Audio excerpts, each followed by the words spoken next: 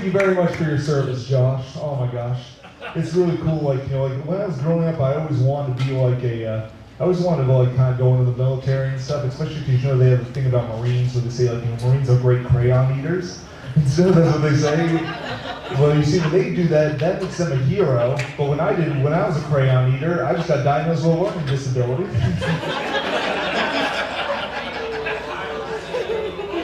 A little bit about me.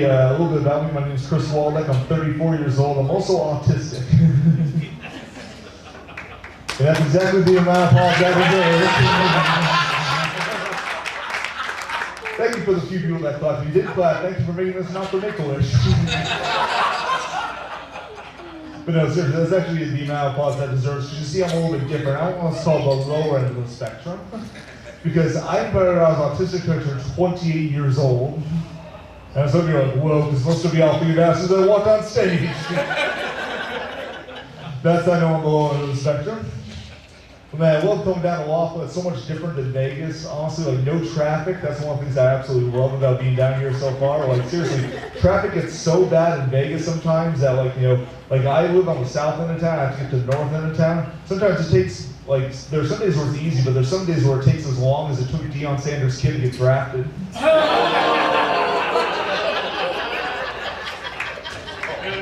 And I knew that joke was good because they returned, so that was pretty good. Oh my gosh, but yeah, but thank you guys for spending some time with us, because we want to give you guys a break from the world, because the world's an absolutely crazy place, like Josh was saying. Like, you guys may have heard, Kanye West is opening up his own adult entertainment studio. That's right, it's going to be the only time people watch porn for the music. Even crazier, Dave & Buster's is now going to allow legal gambling on their arcade game machines. That's right, this may be the first year someone actually loses their house to a game of skee-ball. And the crazy news actually happens in the middle of 2024. It's not that crazy unless you're like me and you drive for a living. Like, that's what I do when I'm doing comedy, I drive for a living. Now I was curious as to why the price of gas naturally went from the high $3 range to the low $2 range just out of nowhere. They said it was because a recent supply of gas was discovered that caused the price to go down. I was like, well, goddamn, just how much oil did they find at Diddy's house?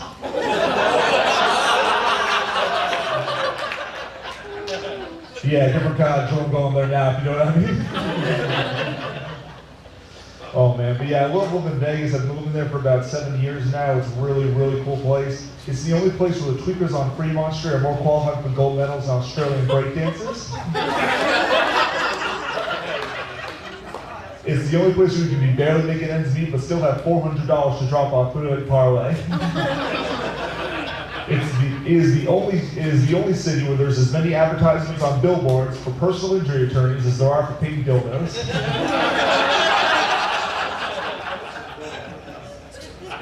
Oh yeah. Someone sounds like they're a fan over there. Damn it, Bobby. That's pretty cool. I love your guys' energy. You guys in the middle, like, did you guys take a bunch of NyQuil before the show started? Like, holy shit. They're just jokes, folks. They're just jokes. There's a little enthusiasm over here. You guys remind me of the first wave that thinks they can take on the gorilla. That's great. Yeah, over here we got some pretty excitement, and over here it sounds about the enthusiasm as Boston Celtics fans right now. So. But don't worry, we're gonna have a fun night tonight. But yeah, now I got that little display. We'll give you a little bit about me. Let's talk some real shit for a second. You see, I started around autistic coach when 20 years old. Do you guys know what age most kids find out they're autistic?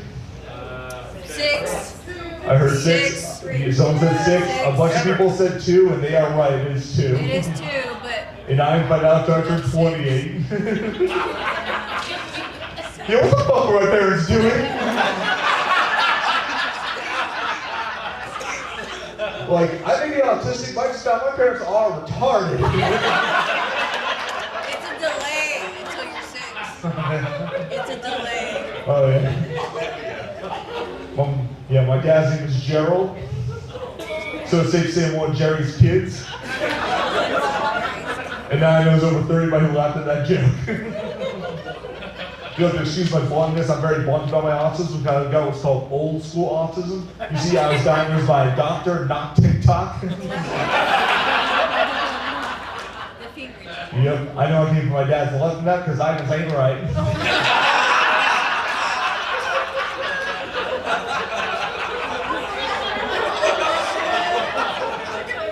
Boom. I have zero issue with being autistic. My biggest fear is that I'm just gonna make the autistic kids look bad. You guys, yeah, they got a reputation. They're good at stuff. Yes. You got Lordy on like buying X, pumping Bitcoin, doing all these hyperloops underneath the strip. And you got me on stage. I just look like I should be doing stuff. Just appear as fly. As fuck as I am right now. But in all honesty, I'm just dressed as fly because they said I couldn't wear my helmet on stage.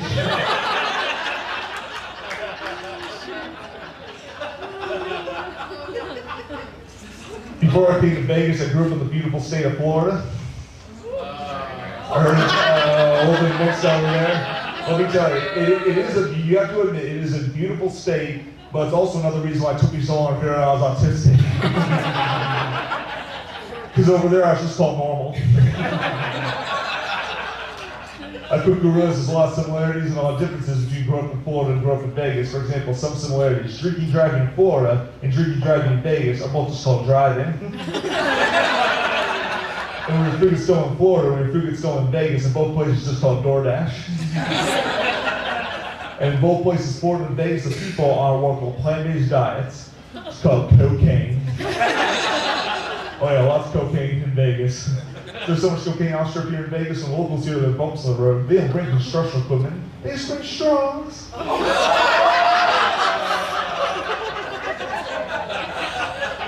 And now weed's legal in Nevada, so of course, if you run over a pothole, it's really a pothole. One of the coolest things about being on the autism spectrum, I know you were pointing out a little earlier, is I got this weird thing I do with my fingers in my hand, like, you know, this weird twitch I do on stage. You see, it's both a pro and a con. You see, if one of my jokes doesn't land, I just got one hand clapping for me.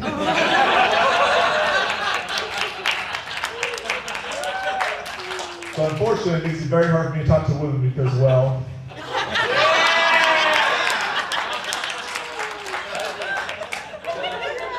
I know, some of you guys are just listening to my set, you're looking at me on stage, you're like, yeah, that dude's probably been single for a very, very long time. Yeah, it's true, I do have the closest relationship when it comes to women. In fact, I actually have a closer relationship with the stock market than I do with most women. Because at least the stock market will go down on me. And sometimes return my calls. You know, if you left at that last part, congrats, you got a fantastic credit score. But there are some big differences though between growing up in Florida and growing up in Vegas. For example, I'm a huge nerd in Florida. I used to play a game called the Dungeons and Dragons. Yeah. Awesome, a few woos, so I know I'm not the only unfuckable person here tonight. In Florida, that was a game, Dungeons and Dragons. We played Dungeons and Dragons in Vegas, now it's a swingers club. Much smaller dragons though. I know the difference between growing up in Florida and growing up in Vegas with the dating apps. I'm terrible at dating in Florida on apps like Tinder and Bumble. So much easier when I date in Vegas, now I should just Cash App and Venmo.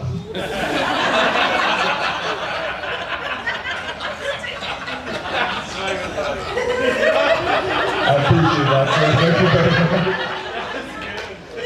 You know what's the craziest thing in Vegas is that when I was talking about that dating app joke, I actually found a couple in the audience. They actually had their first date. They'd been married for 10 years. Their first date was at Long John Silver's. And I was like, damn, I didn't realize people still met on Plenty of Fish.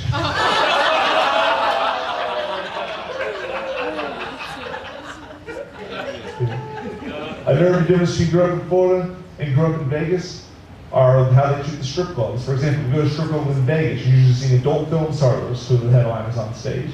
If you go to a strip club in Florida, well, you're just going there to support your mom.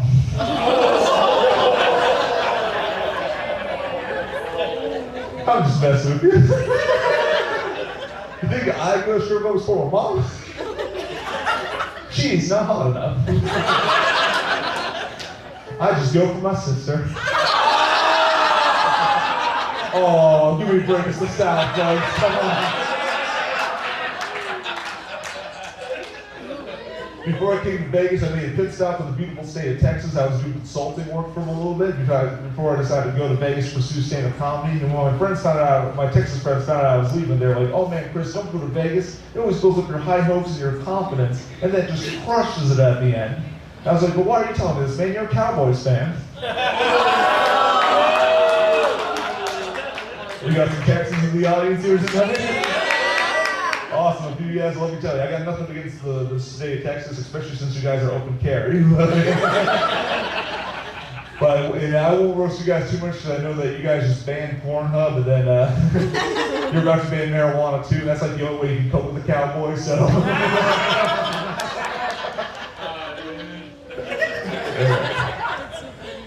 But yeah. I don't know the difference between growing up in Florida and growing up in Vegas or how they treat bad drivers. You see, if you're a bad driver in Florida, they give you a handicap sticker. In Vegas, it's a little bit different. They just give you a California license plate. Yeah, I know I heard earlier there's some Californians in here tonight. And let me tell you, I again have nothing against the Golden State. You guys got everything. Money, women, beaches. Just some terrible fucking drivers. That's all.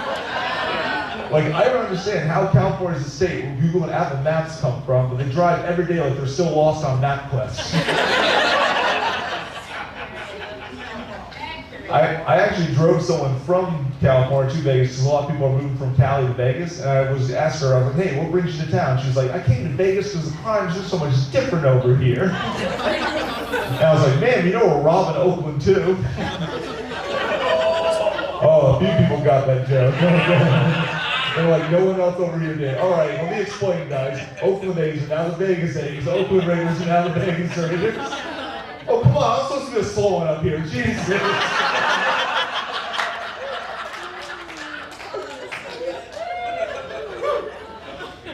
Oh my gosh. But yeah, ladies and gentlemen. But yeah, another thing that I noticed in California, I can understand what she's saying about the crime being kind of different in Vegas compared to California. Because I can say, as someone who's been robbed in Vegas and in California, that it's much cooler to get robbed in Vegas than in California.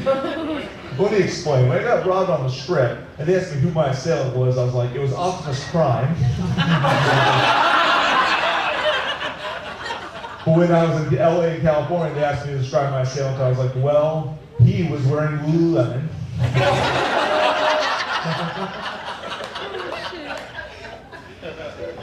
But no, I can understand that the crime is kind of a little bit out of control in California because I don't know if you guys heard, but over in California, Taco Bell is no longer a restaurant, it's only a drive-thru in certain places because of how high the looting is. I'm like, that's how you know crime is out of control in your state when Taco Bell is like, that's enough shit. That one clap for that one. All right, we'll go back to roasting Florida and Vegas. All right, the biggest difference though between growing up in Florida and growing up in Vegas is how it changed my self-esteem. You see, growing up in Florida, if I could go $1,000 or if I got beat by a hooker in a hotel room, I was considered a loser. But not in Vegas, though. What happens to me at a hotel casino here in Vegas now, I'm a rewards member. I know, you guys are listening to my say, you're looking at me on stage, you're like, man, this is the most awkward timeshare presentation we've ever been to. And the rest of you guys are looking at me on stage, you're like confused, you're looking at me and you're like, I thought the subway guy was in jail.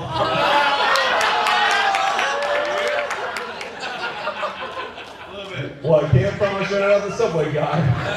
I will say your headliner, Nikki Carr, she's going to be fantastic for you guys. And if you didn't like my set, I promise you this is the most autistic portion of this show here tonight.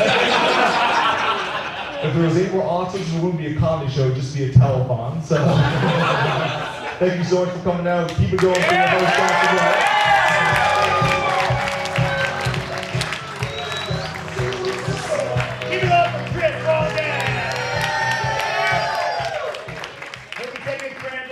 Back in the show after you guys have your friends. Peter let me merge me. Love Australia. I'm on a good one today. I'm sorry, guys. One more time for your bartender, James Michael. If you guys need another drink, go up there, talk to James, leave a tip. He does a cocktail. You got to go to the bar, get a drink. Because that time.